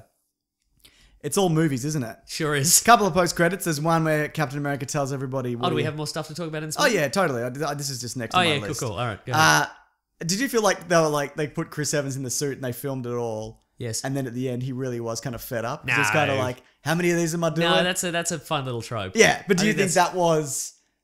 I feel like that was him actually saying that. No, I don't think it was. Oh, really? No, that's in the script. That's definitely the idea. He didn't look angry about it. But... No, but I think that's definitely the idea being that, actually, I also loved Hannibal Buress as the coach or whatever, and he's like, I guess Captain America's a war criminal now, but here's the thing anyway, we got to watch it. But I think the idea being that Captain America's been unfrozen, and they've gone, okay, you have to do instructional videos for this and bullied and sports and blah blah blah, and you have to keep it, and that's the bit. It's just absolutely. But I also think that they obviously filmed those all at once, and maybe Chris Evans just said that. Nah, I don't think it. No, we'll never know, Mason. I 100% know in my heart that is not true. Let's find out. Did you ever watch? There's a very famous, not very famous. There's a Dana Carvey sketch. Famous. It was on Saturday Night Live, but it was also on the Dana Carvey show, where he's being a famous. I think it's Dan Rather. He's being like a famous newscaster, right? Who decides he wants to go. We enter on like the news desk, and he's repeating like he wants to go on holiday to the Hamptons for months, and so he has to record the lead for every conceivable news story before it happens. Right, yeah. And so they're on presidents, so he has to record like all the different ways Gerald Ford is going to die. So it's like, he's died at 83. He's died at 84. He's been eaten by wolves. The corpse of Richard Nixon rises up from the grave and strangles him to death. It gets to and he has to just keep doing all those. And it leads up to the point where he's like, Gerald Ford is dead today and I'm gay. And he's like, wait, what? And he's like, why? And he's like, well, and he's like, but I'm not gay. And he's like, well, today you're not gay. But I mean, what happens is you wake up one morning, you're like, man, Gerald Ford dies and we're screwed. So, everybody look that up. Hang on, I'm going to see if it's Gerald Ford. It's probably, hang on. That sounds good. Yeah, maybe it's Dan Rather. I can't remember. Anyway, that's the bit. That's the bit. It's the bit. Okay, cool. I did like those little Captain America moments, though. I enjoyed his appearance. I forgot to put this in my Easter egg video. There's like, you see a photo of Bruce Banner in the school. Yep. I don't know why they'd have that. He's a monster and a murderer, but hey, whatever. Yeah, right. Yeah. And also the principal is the grandson of the Howling Commandos guy. It's the same actor whose name I can't remember. Hang on, who is what? The principal of Peter's school. His grandfather was in the Howling Commandos. Ah, right. He's even got a photo of him in his office. Dana Carvey plays Tom Brokaw. Okay. That's the news Don't anchor. know who that is. Okay, doesn't matter. Yeah. Very good. Mm-hmm. Okay, so this was... I didn't love this. I thought it was weird and kind of... It felt... The MJ reveal was strange. Okay. Yeah. How so? Well, it's not Mary Jane Watson for one, so it might not even be... How do you know it's not? Because she says her name's Michelle Jones, and Mary Jane's name is Mary Jane. Maybe Mary Jane Watson. Acting name? Acting name. Yeah, it's possible, Or yeah. model name. Right. I'm not against it. I don't really care, but it felt very kind of like, huh? Yeah, okay, Like, yeah, right. okay, Did great. it feel like... See, I feel it was less egregious than at the end of The Dark Knight Rises when he's like, oh, use your given name, Robin. So I felt it was like that. I felt it was nothing like that because why would the character be... Why would his given name be Robin and then his vigilante name also be Robin? Yeah. You know what I mean? Yeah, well... Yeah, Why wouldn't they say, why don't you use your given maybe he name? called himself Nightwing. We don't know whether he... That's true, you're right. Okay, Yeah. it is a parallel universe. But why wouldn't he say, use your given name, Dick Grayson? Yeah. You know what I mean? Fair Maybe enough. it's under that. I don't know. Yeah, good We'd point. get it. Yeah, we'd Because get we're it. huge super fans. We love moving. We love movins. Yeah. But no, look, I thought she had some, some funny moments, but Uh-huh. I was like, you didn't need that. Right, Like, okay. You could have handled that better. That's or just say she's Mary Jane. Who cares? I guess, sure. Yeah. But then... It's not a twist. It's just a whatever. I guess it's a whatever, Yeah. that's true. Yeah. What about the rest of the supporting cast? I liked him. I like Yep. Ned Leeds. I like all his little friends. Yep. Liz Allen's fine. Uh-huh. Is the crew that Martin Starr's good. I like him a lot. Yep. Mhm. Yeah, they're all fine. Yeah. Right. No, I like them. Uh-huh. And they mostly look like actual kids again. Yeah. Yeah. So apparently John Francis Daley Hmm. wrote on Freaks and Geeks. Which one's he? He wrote on it, I think. But who's he in this? Oh, he wrote the screenplay for this movie. Ah, which is why okay. Martin Starr is in it, yeah. Okay. Oh, wait, he was... Oh, no, because he was Sam on Freaks and Geeks. So hang on, that's Sam. Can't say. He was the other geek. Ah, the geek. He was the geek. Okay, I There you like go. him. Yeah. Freaks and Geeks, man. Good show. Yeah, good show. Yeah. Uh-huh, yeah. What about this, Mason? This blew people's mind. I Okay, I'm liked it ready. in a big way. The Iron Spider. Oh, at the end. Sure, Yeah. sure, right. Uh-huh. Eric Chen, who did our intro animations Mm-hmm. for YouTube and the Weekly Planet and that, and he does a bunch of other cool stuff for us.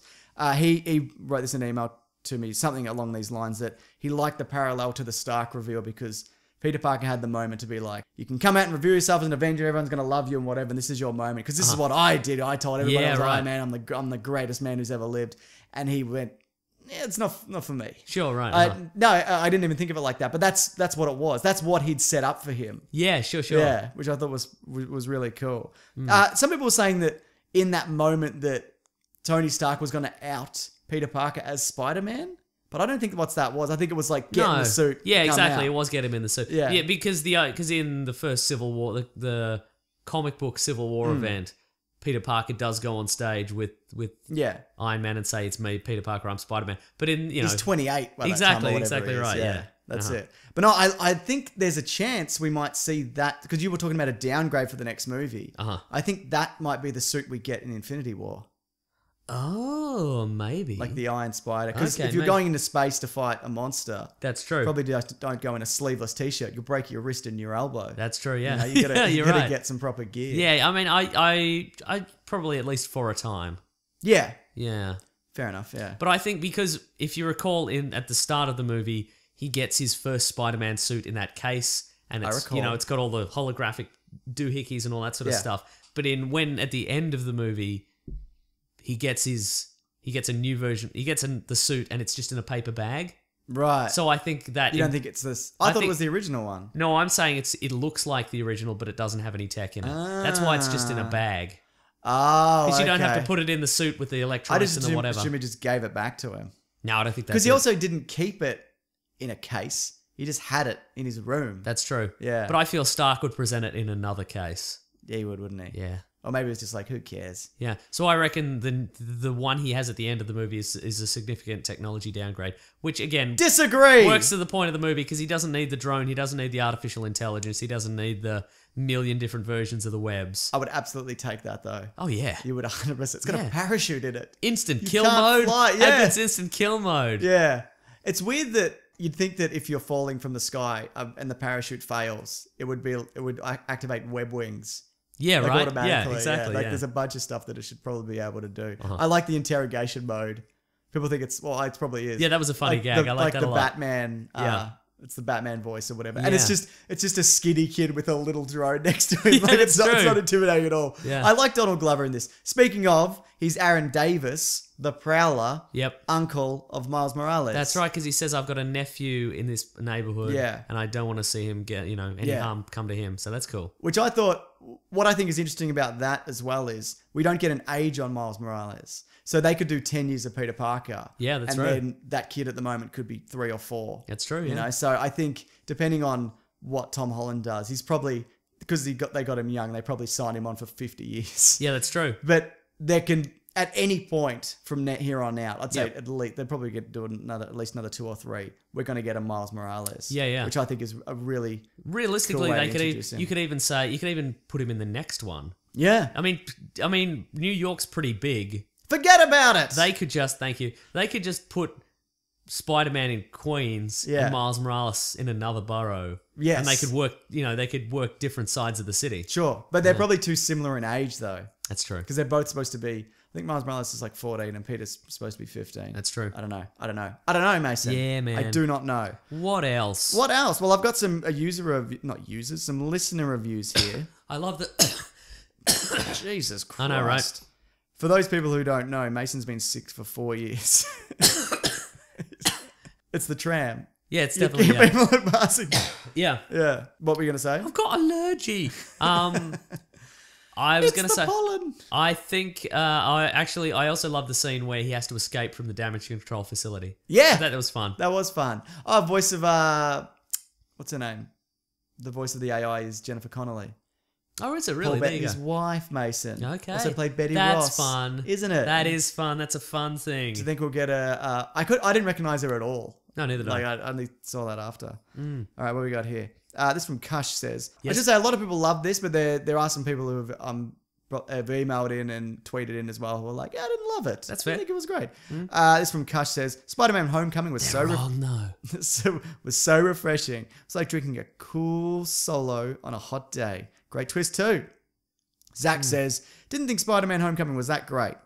Why could he fight heroes in Civil War but barely fight a thug in this? I think that might come down to in Civil War they weren't trying to kill each other. Oh, definitely, yeah. I think that may be it. Yeah. We're going to talk about Spider-Sense as well in a minute. Broderick says, just saw Spider-Man Homecoming. I think it's a perfect blend of Peter Parker and Spider-Man. Yeah. Oh, yeah. He's a good Peter Parker as well. He's a great Peter Parker, yeah. Jesse says, saw Homecoming, was good. Could have been better. The Zendaya reveal reminded me of Robin from The Dark Knight Rises. Yeah. What do you think of that, Mason? No, I get Me it. and Jesse are on the same page. Mason, you're out. Jesse, you're in. I don't want to do this with somebody who disagrees with me slightly on anything. No. But that's fair. Damon says, with Ego and now Vulture, I believe Marvel is finally getting memorable, dangerous villains. Best movie ever. Would you agree with that? I would agree. Pronounceable Name says, I don't say Dark Knight good very often, but Spider-Man Homecoming might be the perfect superhero film. There you go. It is pretty good, but at the same time, I don't, as a standalone film, maybe not. Right, okay. Only in the sense because you need to have Iron Man in it, and you need, I think if you'd never seen any of these, it would make sense. Oh, sure, yeah, it would. Yeah, that's true. I mean, as long as you're aware there are other superheroes out there. Yes. And Iron Man's a big One name of and a big them, gun. yeah. Yeah, I guess that works. I think that's fairly evident. But that first 4 minutes must be super weird, though. Like, Yeah, right. Because it's the recap of Civil War from his perspective. That's true. Yeah. What do we got here? This is from Sup. Says, saw Spider-Man, liked, Tom Holland, no origin story, bullshit, disliked, plain sequence, vulture motivations. Oh, interesting. Charlie says, what is wrong with Tony? Why would he give Spider-Man an instant kill mode on his suit? Good question, Charlie. Because that's why I said that earlier, because I took it from Charlie. Yeah. Thanks, Charlie. Why wouldn't he? He's a man that doesn't care whether he kills somebody or not. Yes. He doesn't even think about it. He assumes people kill other people in their daily lives just as a matter of course because he's a rich guy and he can get away with anything. Absolutely, he can and does. He's killed so many people and nobody's ever pulled him up on it. Countless, yeah. But he pulls up other people on it, doesn't Just he? he goes into foreign nations and he kills people. Yes. That's a declaration of war, if anything. It is. Yes. Anyway. But he's doing the Lord's work. That's true. So what were we going to say? When you mentioned before that I'm sick all the time. Yes. That's true. And also I apologise that you've had to cut out all the coughs Yes. that I've been doing. You've done a lot of coughs this episode. So many. I may You have put it coughed in my head. I may have coughed out. I may have cut out a lot though, that's depending true. on how much pausing we left. Yeah. What do we got here? So, yeah. What was I going to say? There's a thing we were going to talk about specifically, Mason. Did you write it down? Remind me. I said, hey, this thing. And you went, a Spider Sense. Yeah, okay, sure. So the director, John Watts, said, I didn't really kind of do it in this film because we've seen a lot of it in previous films and they kind of leaned on it. Okay. And then Kevin Feige was like, yeah, he's got it, but no, we didn't kind of highlight it. Right, I felt okay. like that he didn't get hit a lot, so that he probably, just Yeah, because his head sure. didn't flash and it did like a zoom shot around him and, Yeah, right, and he right. ducked a punch. Yeah. I think it was just, well, he's fast, isn't he? Like he's fast, but he also he's fast and he can see things coming, but also just because you can see it doesn't mean you can move. doesn't mean you can move necessarily. Yeah. Like sometimes there just isn't room to dodge a punch, so you're gonna cop it, kind of thing. And again, he was in situations that would have killed other people immediately, Yes. so pretty good. Pretty good. Yeah, and I also think the sequence where he sort of leaps through the ship as it's falling to pieces, and he webs all the things, and he's Fun. I think that is a combination of him being a science nerd who knows these angles. Well, he also saw the ship like through his vision. It was like web here, web here. Web Ah, here, web right, here. okay, never mind then. But even making those maneuvers is like Pretty you need impressive. a sense to do that. That's Like true, you yeah. couldn't just see them and go, oh, that's what I have to do. You'd have to then be able to do it. Yeah, right. Anyway, it's good. I like it. Go and see it if you haven't seen it. Yeah, see it. Or don't, because Live your life. you can. Live your life as you please. Or if you don't, please. But if you don't watch it, we can't be friends. Me and you. I've seen it Yeah. already. If listeners out there, if you haven't seen it, me and James can't be friends. So, boy. oh no. Wow. Well, we can still do the podcast, can't we? Not all podcasters have to be friends. I wonder if there are podcasters out there who are bitter enemies, but they have a good dynamic on Wasn't the podcast Maddox podcast that? I never listened to I it. never listened to it. Yeah, me neither. Yeah, anyway, I don't know. That guy's still doing stuff, isn't he? I think so. Good Sort on of. him. Great. Yeah, great. Is that it? Also, I think this is good for kids. Yep. Take a kid to this. I wouldn't take a kid to Guardians 2. Yep. Probably Civil War's probably a bit much. Uh-huh. Like there's too much espionage. But That's I true, think yeah. this is... No, I think a kid would love this. Yeah. And it's not... Also, going back to the original Spider-Man, there's some scares in that. Like, Such there's as? like there's jump scares. There's horror moments. Right, sure. So, yeah. Like, there's a bit where he goes to save that old woman in the building, and it turns around and it's the Green Goblin, and he's just like, ah! Yeah, okay, sure, yeah. Yeah. James has purchased a fidget spinner. I didn't purchase this. It was a gift. Huh. Who dislikes you that much? My wife. Nice. Makes sense. Anything else? Let me say... Come on, Mason. We haven't Yeah, got all alright, day. hang on. People have work to do. Nah, I'm just thinking about things. Someone's driving to work going, come on, fellas. I'm nearly at the office. Hurry I it like the up." bit in the when the couple of the villains, the henchmen, come to the school. Yep. And they're looking around to try and track down the alien little energy source. Yep. And Ned Leeds is hiding around the corner, and he the runs two into kids in he's there. the two kids in the classroom, and they're like, "You guys doing all right? You having a good day?" And then one of them's just like, "Chess." That is pretty good. It was a real kid. Yeah. Yeah. Oh, the bit where he escapes from the rubble. That was a very Yeah, Spider-Man it moment. was very That is a Spider-Man. very iconically Spider-Man moment where he's like, "I'm trapped. I can't. Dude, why don't I just give up? I'm just a hard There luck was hero a sense of living like my life." claustrophobia when Yeah, he's like, and oh he's shit, like, he's really pissed. and again he's in a he reacts like a normal person would in that situation by just screaming and being like, "Help! What am I dying." But then he's like, he does the absolute classic Spider-Man moment where he's like, "All right, gotta gather my stuff. I gotta think about MJ, and I gotta think about Aunt May, and I gotta think about the girls I got crushes on, and I gotta do the right thing." And then he throws all the stuff off, and he's free. He's free to catch a Birdman. All right, you know what it's time for? What we reading? Well, we're gonna read. Very good. I'm doing the thing. What are we reading today? What do you read? You know what I saw today? I saw The Beguiled. What's that? Which is the new Sofia Coppola movie. Is it good? It's good, yeah. Is she hit and miss? I don't know if I've ever seen any of her movies. Sorry? Is she hit and miss? Or Did miss? you say he? She. I know she is. You know what? Honestly, I don't really know. Okay. This one was weirdly tense. It was sort of a horror movie, but not. Who's in it? Nicole Kidman and Colin Farrell. I know. And Kirsten Dunst from Spider-Man. Which one? Which Spider-Man? First 3. Spider-Man. Spider-Man 1 through 3. Okay. Yes. All right. And it's set a few years into the American Civil War. Oh, it's in the past. Yeah, it's in the past, and there are these women at a meet and greet. No, not a meet and greet, like a school of deportment. Oh, yeah, there's only a very few good. of them there. A lot of them have left, but a few of them there because they have nowhere to go. Yeah. And Colin Farrell is this like wounded. This is in the South. Yeah. And Colin Farrell is a wounded soldier from the North, and he's like, help me out, and then they bring him into the house, and weird stuff happens. Is it sexy? I wouldn't say it's sexy. How sexy is it though? No, I said I wouldn't say it's sexy. It's weird. On what scale of weirdness? sexy to weird? It's probably right in the middle of sexy and weird. Yeah. Okay. And by that I mean it's real creepy. I've seen a trailer for that. Uh-huh. Yeah, doesn't he? Because he's a bit of a deviant, a miscreant, or is it them that are the deviants Well, and miscreants? I'm not going to spoil it. Where'd you see it?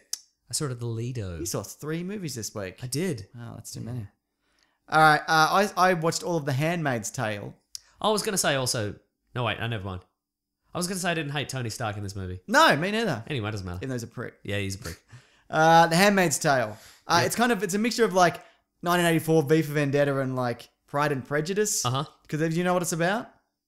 No. It's a very near future. Things have got bad. Yes. And it's kind of the world has returned, or the US in particular has returned to this Victorian era. Oh, and it's everything's quite prudish and conservative. Yes, but Yeah, it's okay. also there's a bit of kind of, technology is reverted, but also the elite kind of still got their computers and cars and Okay, whatnot. right. And it's also children of men in the sense that there being no more children, or very few children being born. Because women's reproductive rights are being kind of crushed down. Well, they think it's a plague, and so basically because of the reproduction has kind of slowed, then it's kind of given rise to this new breed of like conservatism, which has kind of taken over the government and then taken away women's rights and all sorts of other stuff. It's speaking of tense and weird and horrible, not sexy at all. Yeah, right.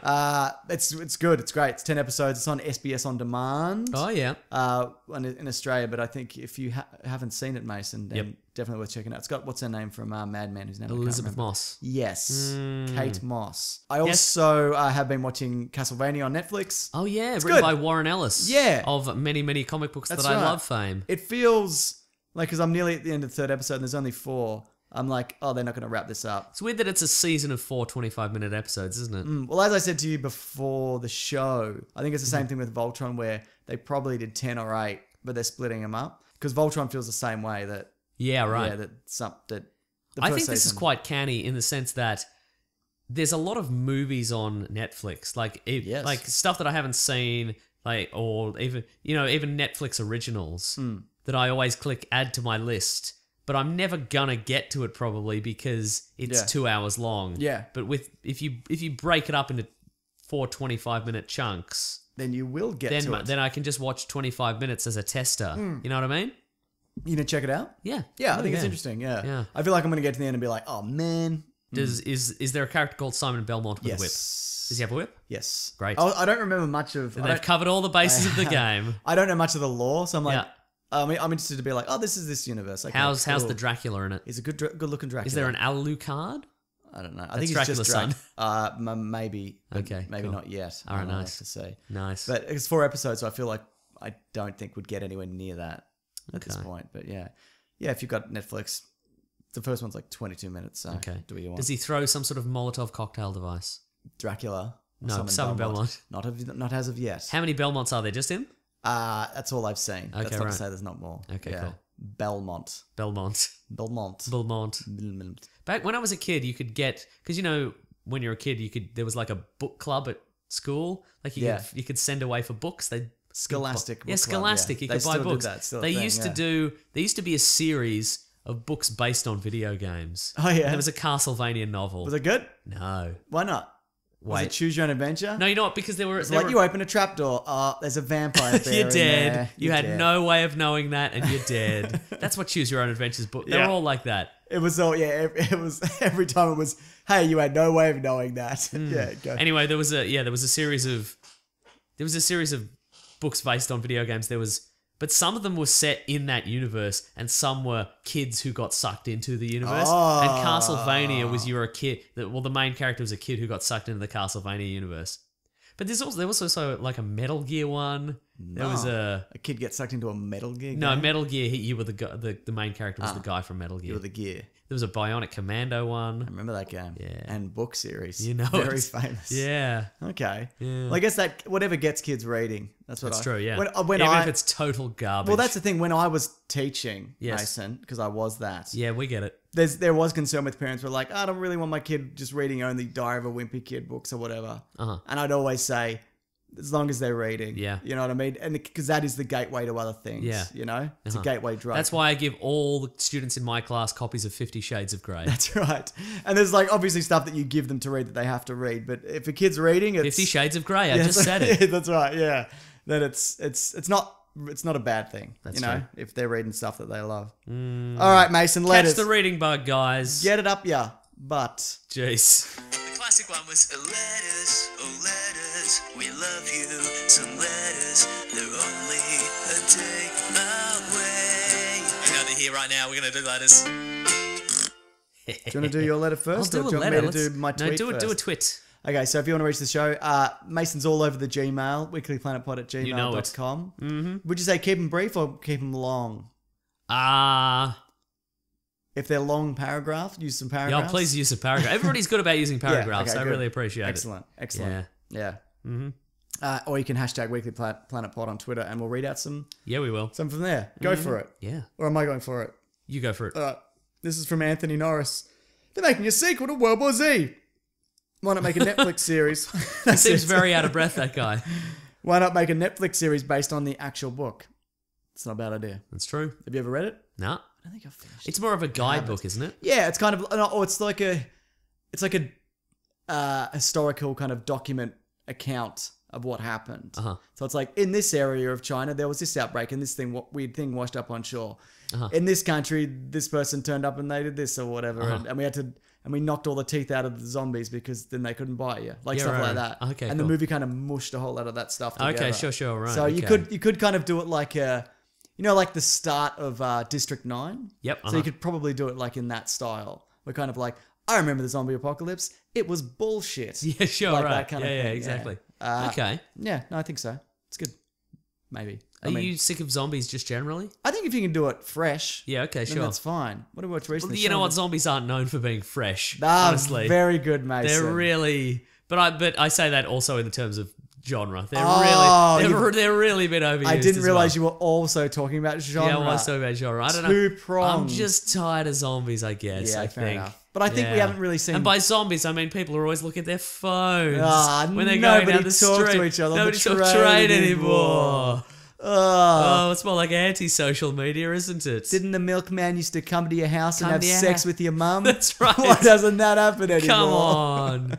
Come on. Yeah. Yeah, great stuff. Yeah. Look. Yeah. No. Yes. Pretty cool. I don't think we've seen that. That's That's what true. I'm saying. Yeah. Good work, Anthony Norris. What's your This is letter? a letter from Jonathan Harley on the Gmail. Okay. He listened to our episode last week on the Cornetto trilogy, Edgar Wright's Cornetto trilogy. Yeah, I remember. And in his life, he worked in Summerfields, which is the supermarket in the movie, like that chain. Real supermarket. And sorry, Real supermarket. apparently, yeah. And also, he's a police officer. So he did both of those things. So he's uniquely qualified. Absolutely. So, is. okay, so in the film, he's got a couple of facts about supermarkets and the police. I'm ready. So, late in the film, a Summersfield employee runs at the heroes brandishing a yellow knife. Those are what every Summersfield employee is issued with while they work there. So that's an attention to detail. Yeah. Okay, 2, Sandford. That's a joke just for people who work In those supermarkets, yeah. Unless you've been assaulted by a knife-wielding Summerfield's employee. It's very possible. Yeah. Okay, point 2, Sandford, which is the town in the film, is a fictional town that the police set all their scenarios in for assessing new recruits. Ah. Right?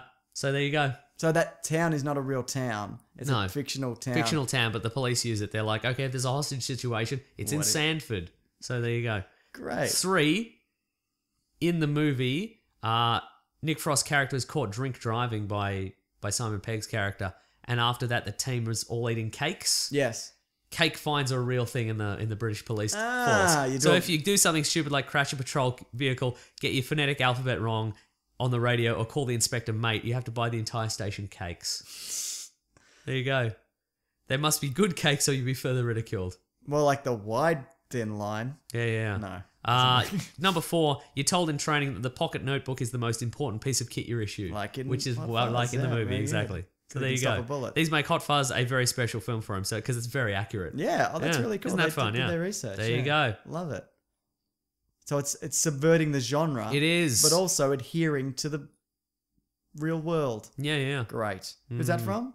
That was from Jonathan Harley. Thank you, Jonathan. Yep. You're my hero. You're not mine. Okay. It's from Reg Williams. 1 out of 2 ain't bad, I guess. That's 50%. That's a pass. That's pretty good. This is from Reg Williams. Hashtag Weekly Planet Pod. Red Sun movie might be coming along. Very heated debate as to whether people want that. People are like, do a real Superman movie before you do a Red Sun or whatever.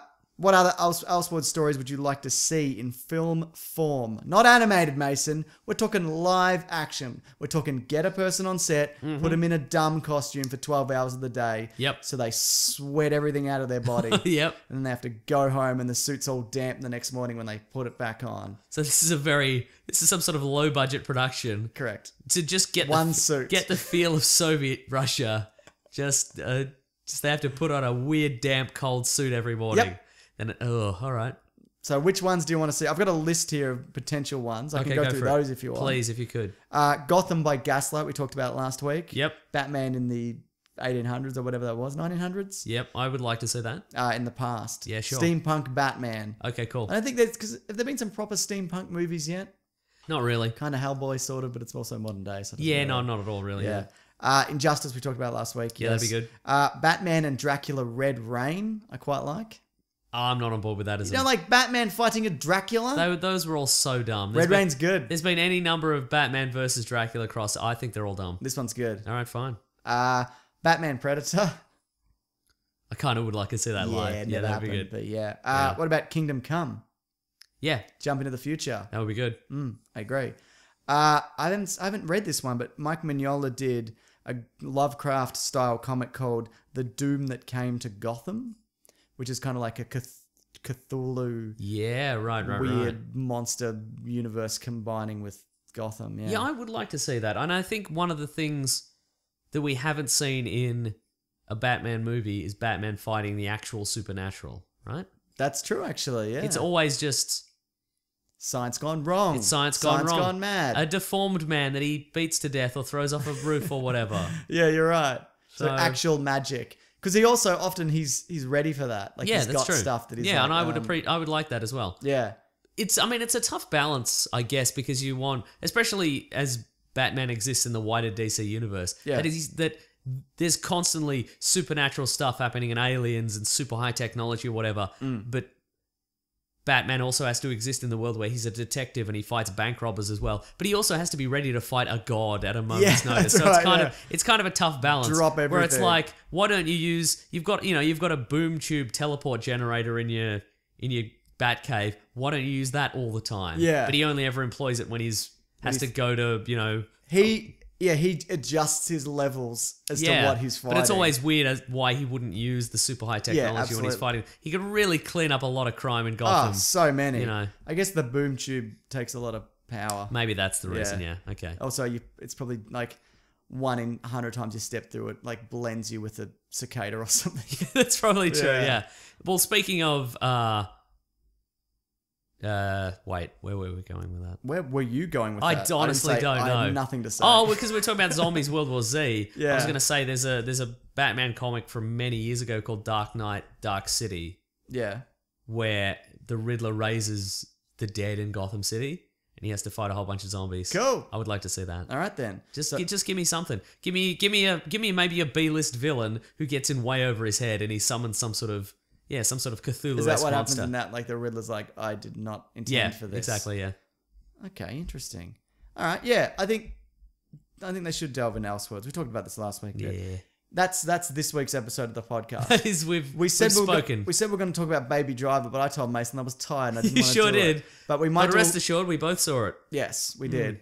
We might do a little bit of it next week, but that being said, next week is also Star Wars Celebration, and we might be having an intervie. We should just tell people, yeah? Sure, right. Why not? We might... People already know. They do, enough. yeah. We're going to be able... We're going to speak to Edgar Wright this week about Baby Driver. Yeah. On Thursday. That being said, that could change at a moment's notice. They could cancel it on us. Yeah. Because we had 20 minutes, right? Now we got 15. And then they emailed you and said, now you got 15. Yeah. So. And it was initially like, we're going to film it, and now they're like, bring your own stuff. Yeah, so sure, right. I'll just bring some mics or whatever. So, yeah, I mean, there's... Then next it'll be, okay, Edgar Wright's going to have a big black screen in front of him and you won't be able to see his face. Yeah. That's it.